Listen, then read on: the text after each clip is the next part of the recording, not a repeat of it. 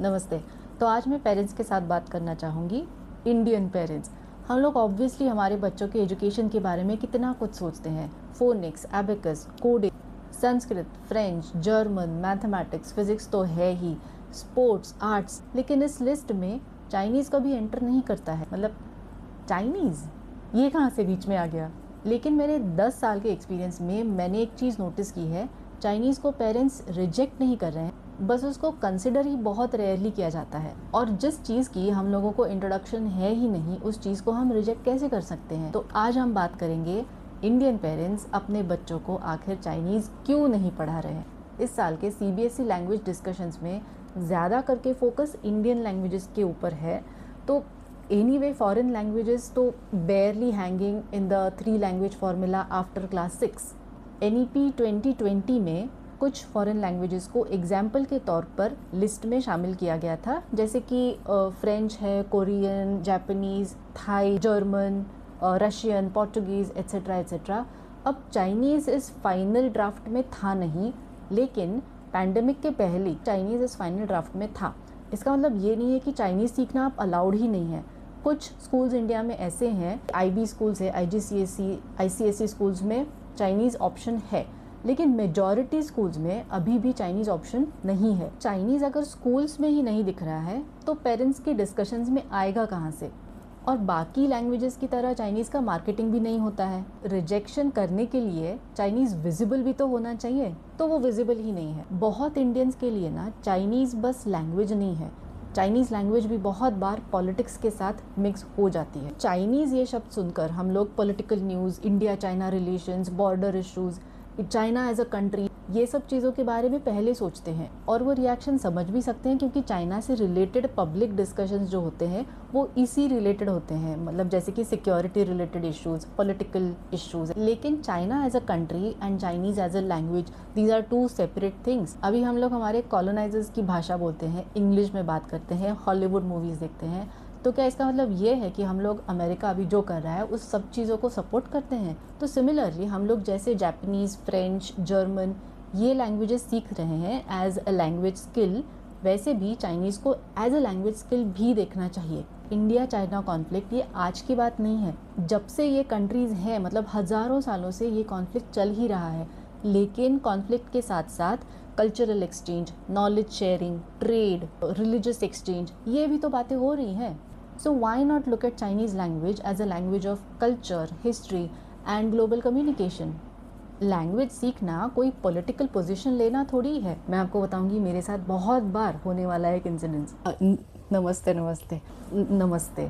क्या क्या करती हैं आप? जी मैं चाइनीज़ पढ़ाती हूँ। चाइनीज़ सिखा? अच्छा, मतलब चाइनीज़ खाना बनाना? नहीं नहीं, खाना बनाना नहीं, लैंग्वेज, चाइनीज़ लैंग्वेज, भाषा, चाइनीज़ लैंग्वेज। मैं चाइनीज़ लैंग्वेज पढ़ाती हूँ। ओके, ओ लैंग्वेज, अच्छा अच्छा, ओके ओके। अच्छा, वो आपको कोई जर्मन सिखाने वाला पता है क्या? हाँ हाँ, है ना, है। अभी ऑब्वियसली फ्रेंच और जर्मन इंडिया में बहुत पॉपुलर है, लेकिन इस चीज़ को भी 3 जनरेशन्स हो गए, तो अब ये स्पेसेस बहुत ही सैचुरेटेड है। They are like engineering of languages. बहुत बच्चे स्कूल में ये दोनों लैंग्वेजेस पढ़ रहे हैं because they are the default choices at schools. Let's ask a different question. Should my child follow the usual path, or should we also look at a language which may open a different future? अभी माना कि India में Chinese बहुत ही नया feel होता है, बहुत ही unfamiliar, unknown भी फील होता है, but the future world is moving towards Asia, global trade, cross cultural communication, and Chinese has a very strong place in that future. और एक रीज़न है चाइनीज़ को साइडलाइन करने का या फिर चाइनीज़ को ड्रॉप ही कर देने का, क्योंकि चाइनीज़ बहुत ही डिफ़िकल्ट लगता है। Chinese is way too hard. Google says Chinese is very hard. I also googled and Google said that Chinese is the most difficult language. So actually मुझे तो वर्ल्ड की मोस्ट डिफ़िकल्ट लैंग्वेज ही पढ़ना था, so that was the reason I started learning Chinese, because I wanted to learn the most difficult language in the world. जैसे मैं पढ़ती गई ना, मेरा ओपिनियन चेंज ही हो गया। एक बात मैंने रियलाइज़ की कि चाइनीज़ ना बहुत ही डिफरेंट है, बहुत ही यूनिक लैंग्वेज है, लेकिन डिफ़िकल्ट नहीं है। इसके ऊपर मैं एक अलग से वीडियो बनाऊंगी explaining why Chinese is not difficult. लेकिन अभी बस यही बात बोलूँगी कि हम लोग बच्चों के लिए चाइनीज़ कंसिडर नहीं करते, क्योंकि बहुत डिफ़िकल्ट लैंग्वेज है। जर्मन और फ्रेंच का ग्रामर देखा है, किस एंगल से इजी लैंग्वेजेस हैं ये बताओ ज़रा। बहुत पेरेंट्स को ये भी सवाल होता है कि चाइनीज़ पढ़ने का यूज़ क्या है, and it's a fair and practical question and we don't want to add one more subject just for the sake of it. लेकिन यूज़फुलनेस ना हमेशा इमीडिएट नहीं होता है, एक्सपोजर ही यूज़फुल होता है।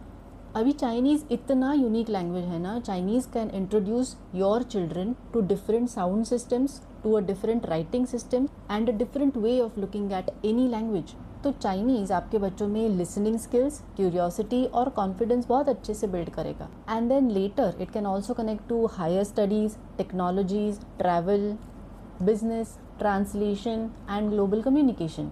So maybe the question should change a little bit from is Chinese useful to my child to can Chinese give my child a wider exposure to the world? अभी मेरे बच्चे को already 3 languages आते हैं, चौथी वो सीख रहा है, तो क्या चाइनीज़ उसको कंफ्यूज नहीं करेगी? अब ये बहुत ही कॉमन कंसर्न है। अब इंडिया में बच्चे बड़े होते हैं तो नेचुरली बहुत सारे लैंग्वेजेस के आसपास ही बड़े होते हैं।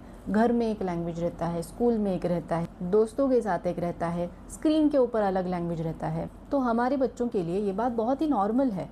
I remember one case of one 7-year-old student of mine. She spoke Hindi and Marwadi at home, Marathi and English at schools. Then she spoke Telugu with her grandparents. She was also learning Chinese with me twice a week, Japanese twice a week, and she was also enrolled in a Sanskrit shloka class. A 7-year-old, and honestly she was the most confident language learner I had ever seen. हाँ, अभी sometimes वो languages को mix करती थी, लेकिन ये confusion नहीं था। उसके पास बस बहुत सारी लैंग्वेजेस थी टू चूज़ फ्रॉम, और उसको जो लैंग्वेज हेल्प करती थी वो उसको यूज़ करती थी। लेकिन ये बात भी ना टाइम और एक्सपोजर के साथ बच्चों को समझ में आ जाती है कि कौन सी लैंग्वेज कहाँ पे और किसके साथ यूज़ करनी है। Chinese is simply unfamiliar, it is misunderstood and it is not visible enough. That's why I'm going to bring a video series especially for parents where I will address all these questions one by one. Every child does not have to learn Chinese, but every parent needs to know that Chinese language is a very good option for their children's education. Happy learning! 再见!